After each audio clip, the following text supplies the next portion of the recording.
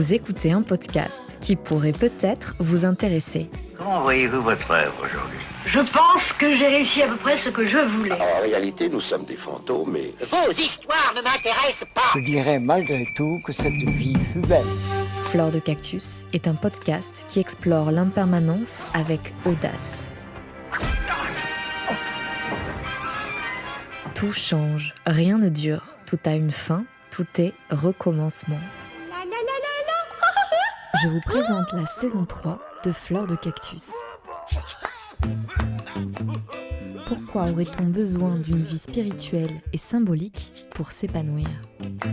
Je suis Susanna Darcambel, créatrice de ce podcast, et je vous souhaite une très belle écoute. Bonjour tout le monde, je suis ravie de vous retrouver sur Fleur de Cactus. Ça me fait super plaisir en fait de réécouter ce générique en plus.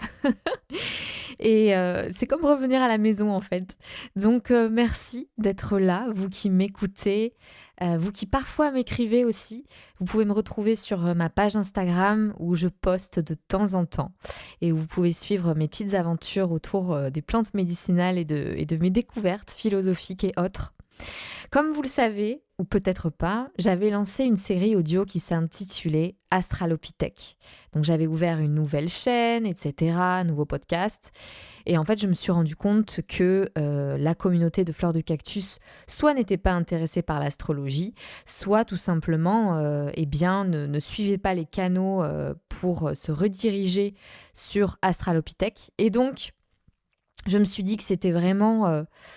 encore trop de boulot pour relancer toute une nouvelle audience. Donc finalement, ce que j'ai fait, c'est que je lance officiellement une 3e saison, toujours sur l'impermanence, mais avec un élément nouveau qui apparaîtra de temps en temps, qui est l'astrologie. Qui dit astrologie dit cycle de vie, deuil et renaissance. Et puis tout simplement, j'avais envie de me faire plaisir. En fait, l'astrologie, si vous avez écouté le prologue, d'Astralopithèque, que j'ai diffusé en transition à la fin de la saison 2, l'astrologie m'interpelle beaucoup, de par ses mythes, de par sa construction philosophique, de par ses mystères aussi. Bref, l'astrologie m'a permis d'explorer différents domaines, de l'ordre de la psychologie également, de l'ordre de l'agriculture, comme on le verra, avec la biodynamie. J'ai ouvert une porte et je n'arrive plus à la refermer.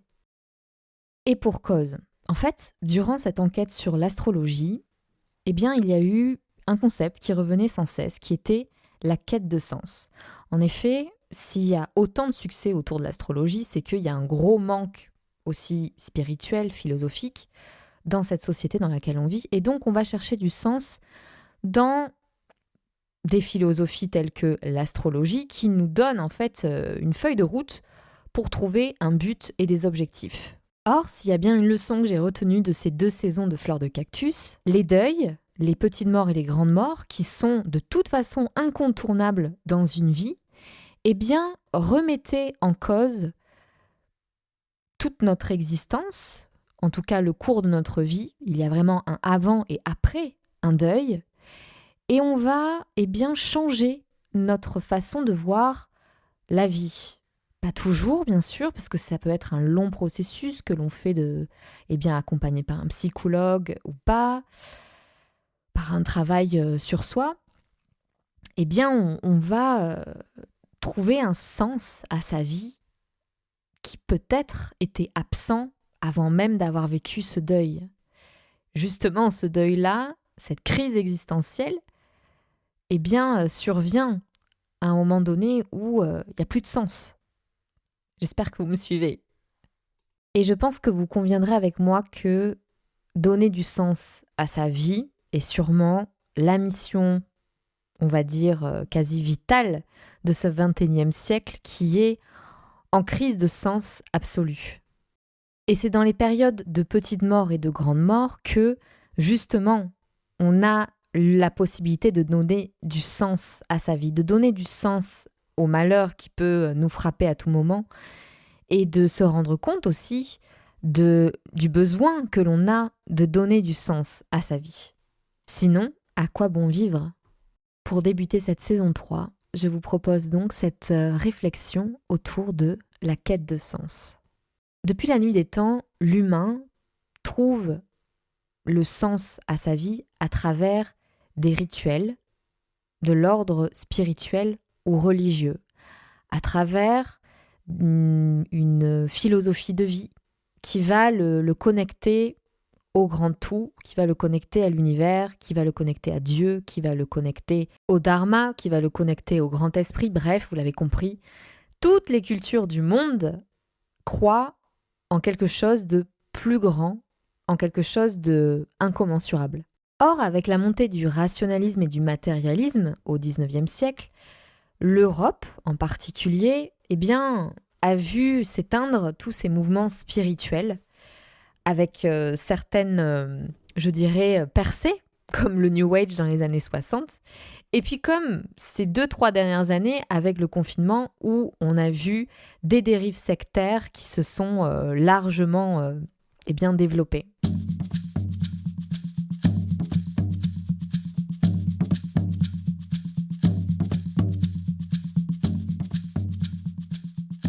Les Lumières, à partir de la seconde moitié du XVIIe siècle, et plus encore au XVIIIe, s'attellent à détruire, à combattre ce qu'ils appellent l'obscurantisme religieux. Le fait que l'Église, de par son dogme qu'elle brandit comme un étendard, domine les masses, contrôle les esprits. Et c'est la raison pour laquelle le siècle des Lumières se caractérise par ce combat contre la superstition. Et entre superstition et croyance en Dieu, il n'y a qu'un pas. Or, ce terme d'obscurantisme a été récupéré par la sphère scientifique, rationnelle, pour parler de la médiumnité, de l'astrologie, de la biodynamie, les médecines alternatives. En bref, tout ce qui n'est pas prouvé et prouvable est taxé d'obscurantisme. Et cette pensée rationnelle a accéléré le rapport de domination des pays d'Occident sur les pays d'Orient. Cela a même justifié la colonisation, car ces derniers sont plus à même en fait d'être spirituels et d'avoir construit leur société selon des principes spirituels, voire religieux, et donc sont donc taxés un peu d'inférieurs parce que un peu naïfs quoi.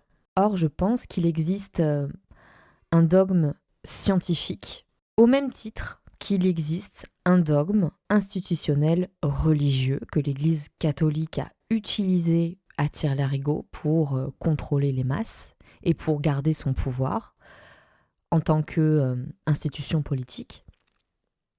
Et donc là, bien sûr que la spiritualité, ici, n'a aucune valeur, philosophique. Ici, cela devient une valeur politique, un élément de pouvoir. Donc, c'est plus de la spiritualité, en fait. Donc, le fait de croire en quelque chose de plus grand, d'inexplicable, c'est vite assimilé à de l'obscurantisme, à de la naïveté intellectuelle, voire, dans le pire des cas, à de la stupidité. Donc, recontextualiser un petit peu tout ça, ça me semblait important pour mieux comprendre les racines de cette quête de sens qui est en crise aujourd'hui au XXIe siècle, en 2022. Depuis quelques mois, je lis Carl Jung et ça a été une révélation pour moi. Lire Carl Jung dans le texte, c'est un peu chaud. Donc, je me suis rabattue sur Frédéric Lenoir qui a écrit Un voyage vers soi, qui a été édité chez Albin Michel, je crois, l'année dernière. Et franchement, c'est beaucoup plus accessible. Et Carl Jung a une pensée, je trouve, extrêmement plus ouverte et moins rigide que Freud, qui pourtant... Freud est sûrement le grand-père de la psychologie en France, alors qu'aux États-Unis, Carl Jung a vachement plus de succès. Pour Freud, le besoin de sens est illusoire et psychotique. Et donc, la religion n'est que une manière d'avoir moins peur de la mort, par exemple. Or, pour Jung, le besoin de sens est un moteur de l'être. C'est ancré dans l'être humain comme quelque chose de positif. Et la spiritualité permet aux personnes de trouver du sens à leur vie.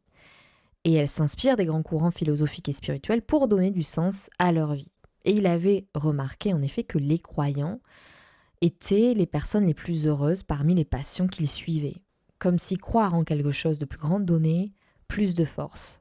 Donc selon Carl Jung, et moi personnellement j'adhère totalement à cette théorie, c'est qu'on a besoin de sens à notre vie pour pouvoir continuer. Et je pense que vous serez d'accord si vous avez vécu des moments tragiques ou des personnes autour de vous qui ont pu attenter à leur jour ou être en profonde dépression.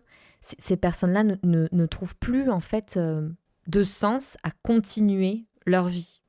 Ils se disent à quoi bon, pourquoi faire, qu'est-ce que je fais ici? Et c'est en allant visiter les Indiens Pueblos que Carl Jung s'est rendu compte qu'en fait l'homme était, comme il le dit lui-même, le second créateur du monde. C'est-à-dire que si l'homme était absent de la Terre continuerait de tourner, il y aurait des animaux, des plantes, et puis des cataclysmes auraient lieu, puis des renaissances, etc. Et le fait que l'homme soit ici, c'est lui qui donne un sens à ce qu'il voit, à ce qu'il vit. Et en fait, il a eu cette épiphanie quand il visitait les Indiens Pueblos. Et en discutant avec le chef indien, il s'est rendu compte en fait que le peuple Pueblos réalisait des rituels, des prières pour aider le soleil qu'il vénère comme un dieu à se lever tous les jours et à traverser le ciel jusqu'à son coucher. Et donc ça a été l'épiphanie de Carl Jung, dans le sens où il s'est rendu compte que l'humain avait besoin de créer du sens pour trouver un équilibre émotionnel et psychologique. Par exemple, un coucher de soleil prend tout son sens quand on regarde ce coucher de soleil et qu'on s'exclame. On est là à s'exclamer et à ressentir de la joie. Moi, ça m'est même arrivé de pleurer devant un coucher de soleil. Mais si on n'était pas là, le coucher de soleil aurait lieu de toute manière. C'est nous qui ressentons et qui allons créer du sens à ce coucher de soleil.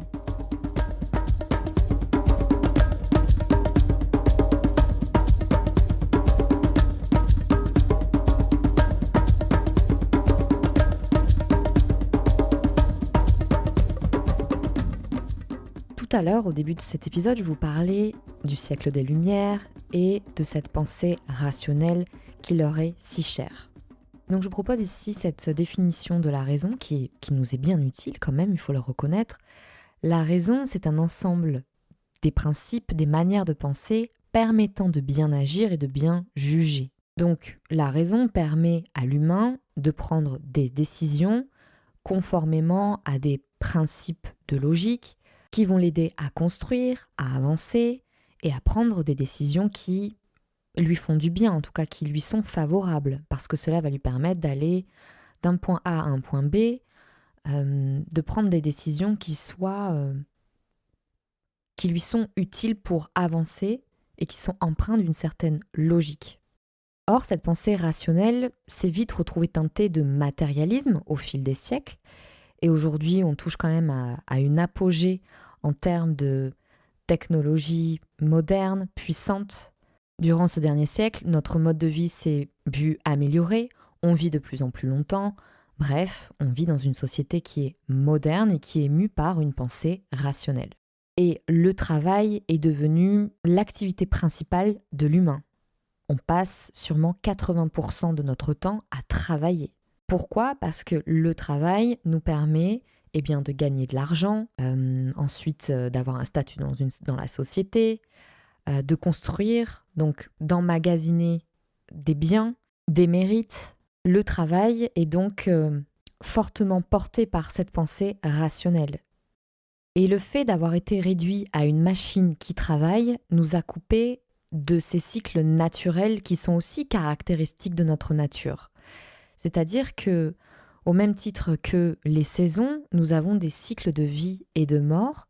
Nous passons par des étapes difficiles, mais aussi des étapes de joie, d'amour. Et pour vivre tout ce tourbillon de la vie, il nous est nécessaire de nous connecter à ces cycles. Il nous est nécessaire de prendre des pauses pour pouvoir respirer, méditer, réfléchir sur ce qui nous arrive pour prendre des bonnes décisions, pour pouvoir mettre à profit cette raison qui caractérise aussi notre être. Je vous invite à écouter l'épisode intitulé « Bilan à fleur de peau » que j'avais publié il y a quelques mois pour conclure tout ce travail que j'avais fait d'exploration sur la mort et le deuil, l'impermanence. Ce que j'expliquais dans ce bilan-là, c'est que tout est impermanence et tout est cycle.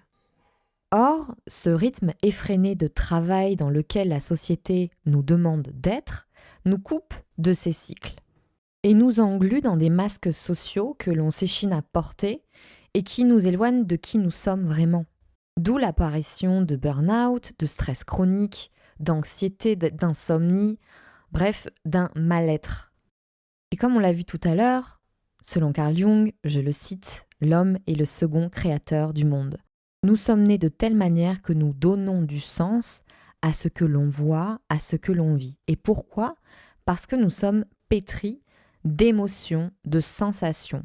Et, un grand mot cher à Carl Jung, de conscience. Je prenais l'exemple du coucher de soleil tout à l'heure.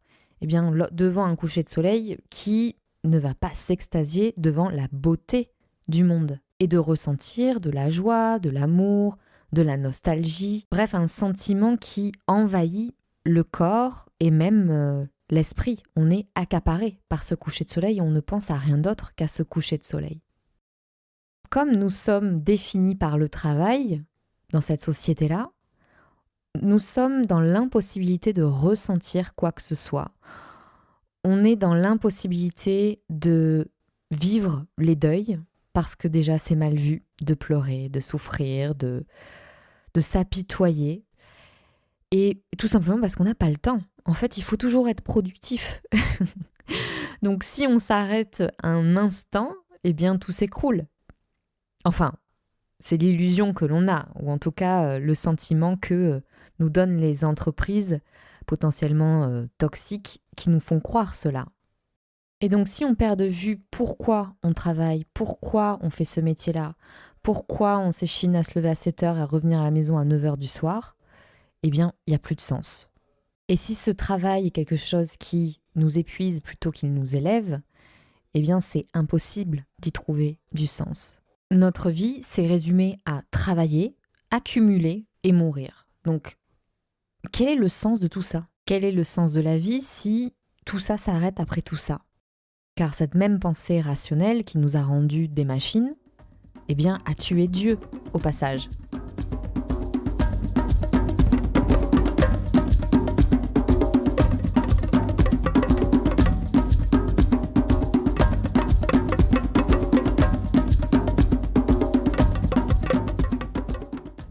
J'en arrive au dernier point que je voulais aborder avec vous. Être catholique en France, c'est la honte. Pour en avoir parlé avec certains de mes amis ou de ma famille qui sont catholiques, eh bien se sentent dévalorisés de croire en Dieu, ce qui est quand même aberrant en fait.